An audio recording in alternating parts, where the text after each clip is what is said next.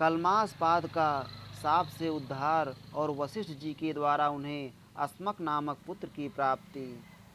गंधर्व कहता है, अर्जुन, तदनंतर मुनिवर वशिष्ठ आश्रम को अपने पुत्रों से सूना देख अत्यंत दुख से पीड़ित हो गए और पुनः आश्रम छोड़कर चल दिए।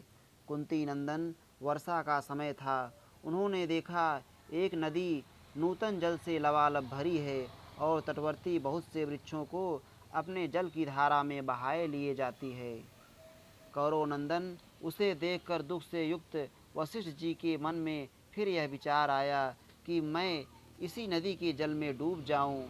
तब अत्यंत दुखी हुए महामुनि वशिष्ठ अपने शरीर को पांसों द्वारा अच्छी तरह बांधकर उस महानदी के जल में कूद पड़े। शत्रु सेना का संहार करने वाले अर्जुन, उस नदी ने वशिष्ठ जी के बंधन काटकर उन्हें स्थल में पहुंचा दिया और उन्हें विपास बंधन रहित करके छोड़ दिया। तब पास मुक्त हो महर्षि जल से निकल आए और उन्होंने उस नदी का नाम विपाशा व्यास रख दिया। उस समय पुत्र वधुओं के संतोष के लिए उन्होंने शोक बुद्धि कर ली थी, इसलिए वे किसी एक स्थान में नहीं ठहरते थे। पर्वतों, नदियों और सरोवरों के तट पर चक्कर लगाते रहते थे। इस तरह घूमते घूमते महर्षि ने पुनः हिमालय पर्वत से निकली हुई एक भयंकर नदी को देखा, जिसमें बड़े प्रचंड ग्राह रहते थे। उन्होंने फिर उसी की प्रखर धारा में अपने आप को डाल दिया। वह श्रेष्ठ नदी ब्रह्मर्षि वशिष्ठ को अग्नि के समान तेजस्वी जान सैकड़ों धाराओं में फूटकर इधर उधर भाग चली, इसीलिए वह शतद्रु नाम से विख्यात हुई। वहाँ भी अपने को स्वयं ही स्थल में पड़ा देख मैं मर नहीं सकता, यूँ कहकर वे फिर अपने आश्रम पर ही चले गए। इस तरह नाना प्रकार के पर्वतों, बहुसंख्यक देशों में भ्रमण करके वे पुनः जब अपने आश्रम के समीप आए, उस समय उनकी पुत्र वधू अदृश्यंती उनके पीछे हो ली। मुनि को पीछे की ओर से संगति पूर्वक छहों अंगों से अलंकृत तथा स्फुट अर्थों से युक्त वेद मंत्रों के अध्ययन का शब्द सुन पड़ा। तब उन्होंने पूछा, मेरे पीछे पीछे कौन आ रहा है? उक्त पुत्र वधू ने उत्तर दिया, महाभाग, मैं तप में ही संलग्न रहने वाली महर्षि शक्त की अनाथ पत्नी अदृश्यंती हूँ। वशिष्ठ जी ने पूछा, बेटी, पहले शक्त के मुंह से मैं अंगों सहित वेद का जैसा पाठ सुना करता था, ठीक उसी प्रकार यह किसके द्वारा किए हुए सांग वेद के अध्ययन की ध्वनि मेरे कानों में आ रही है?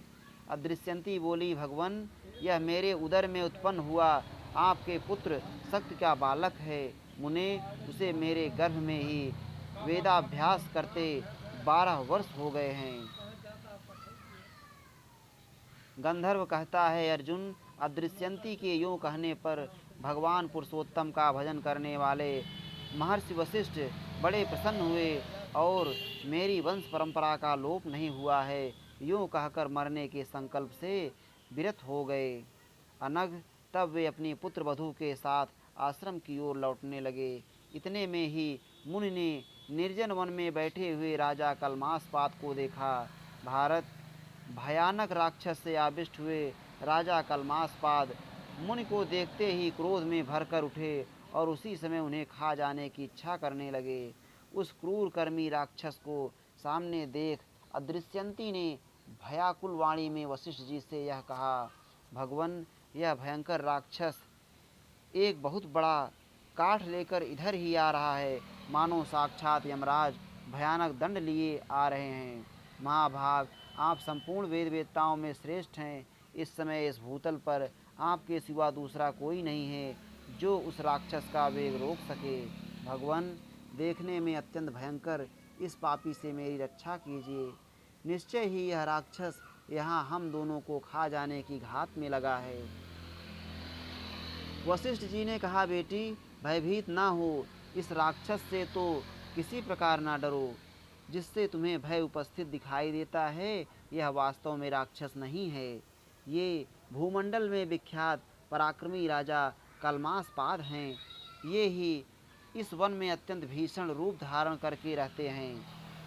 गंधर्व कहता है, भारत, उस राक्षस को आते देख तेजस्वी भगवान वशिष्ठ मुनि ने हुंकार मात्र से ही रोक दिया और मंत्रपूत जल से उसके छींटे देकर अपने योग के प्रभाव से राजा को उस साप से मुक्त कर दिया।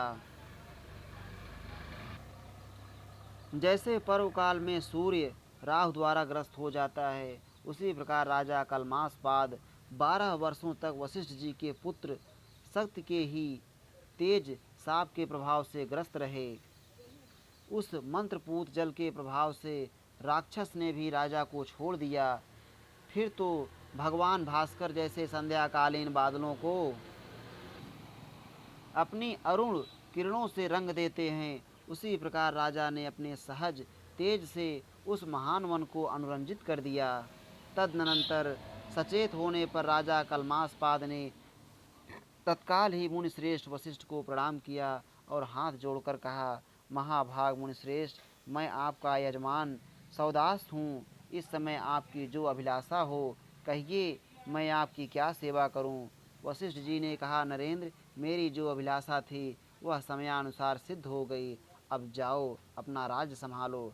आज से फिर कभी ब्राह्मण का अपमान न करना। राजा बोले, महाभाग, मैं कभी ब्राह्मणों का अपमान नहीं करूँगा। आपकी आज्ञा पालन में संलग्न हो सदा ब्राह्मणों की भली भांति पूजा करूँगा। समस्त वेद वेदताओं में अग्रगण्य द्विज श्रेष्ठ, मैं आपसे एक पुत्र प्राप्त करना चाहता हूँ, जिसके द्वारा मैं अपने इक्ष्वाकु वंशी पितरों के ऋण से उऋण हो सकूँ। साध शिरोमणे, इक्ष्वाकु वंश की वृद्धि के लिए आप मुझे ऐसी अभीष्ट संतान दीजिए जो उत्तम स्वभाव, सुंदर रूप और श्रेष्ठ गुणों से संपन्न हो। गंधर्व कहता है, कुंती नंदन, तब सत्य प्रतिज्ञ विप्र और वशिष्ठ ने महान धनुर्धर राजा कलमासपाद से उत्तर में कहा, मैं तुम्हें वैसा ही पुत्र दूंगा। मनुजेश्वर, तदनंतर यथा समय राजा के साथ वशिष्ठ जी उनकी राजधानी में गए, जो लोकों में अयोध्यापुरी के नाम से प्रसिद्ध है। अपने पाप रहित महात्मा नरेश का आगमन सुनकर अयोध्या की सारी प्रजा अत्यंत प्रसन्न हो उनकी अगवानी के लिए ठीक उसी तरह बाहर निकल आई जैसे देवता लोग अपने स्वामी इंद्र का स्वागत करते हैं।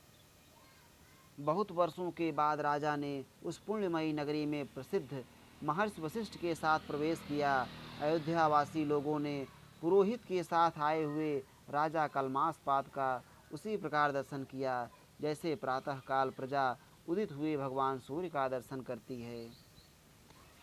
जैसे शीतल किरणों वाले चंद्रमा शरत काल में उदित हो आकाश को अपनी ज्योत्सना से जगमग कर देते हैं, उसी प्रकार लक्ष्मीवानों में श्रेष्ठ नरेश ने उस अयोध्यापुरी को शोभा से परिपूर्ण कर दिया। नगर की सड़कों को झाड़ बुहार कर उन पर छिड़काव किया गया था। सब ओर लगी हुई ध्वजा पताकाएं उस पुरी की शोभा बढ़ा रही थी। इस प्रकार राजा की वह उत्तम नगरी दर्शकों के मन को उत्तम आह्लाद प्रदान कर रही थी। कुरुनंदन, जैसे इंद्र से अमरावती की शोभा होती है, उसी प्रकार संतुष्ट एवं पुष्ट मनुष्यों से भरी हुई अयोध्यापुरी उस समय महाराज कलमासपाद की उपस्थिति से बड़ी शोभा पा रही थी। राजर्षि, कलमासपाद के उस उत्तम नगरी में प्रवेश करने के पश्चात उक्त महाराज की आज्ञा के अनुसार महारानी मदयंती महर्षि वशिष्ठ जी के समीप गईं। तत्पश्चात भगवत भक्त महर्षि वशिष्ठ ने ऋतुकाल में शास्त्र की अलौकिक विधि के अनुसार महारानी के साथ नियोग किया। तदनंतर रानी की कुछ में गर्भ स्थापित हो जाने पर उक्त राजा से वंदित हो उनसे विदा लेकर मुनिवर वशिष्ठ अपने आश्रम को लौट गए। जब बहुत समय बीतने के बाद भी वह गर्भ बाहर ना निकला, तब यशस्विनी रानी मदयंती ने अस्म पत्थर से अपने गर्भाशय पर प्रहार किया। तदनंतर 12वें वर्ष में बालक का जन्म हुआ। वही पुरुष श्रेष्ठ राजर्षि अस्मक के नाम से प्रसिद्ध हुआ, जिन्होंने पौदन्य नाम का नगर बसाया था। इत श्री महाभारते आदि पर्वणि चैत्र रथ पर्वणि वासिष्ठे सौदास सुतोत्पत्तौ खट सप्तत्यधिक शततमो अध्याय। इस प्रकार श्री महाभारत आदि पर्व के अंतर्गत चैत्र रथ पर्व में वशिष्ठ चरित्र के प्रसंग में सौदास को पुत्र प्राप्ति विषयक 176वां अध्याय पूरा हुआ। श्री राधा वल्लभ लाल की जय।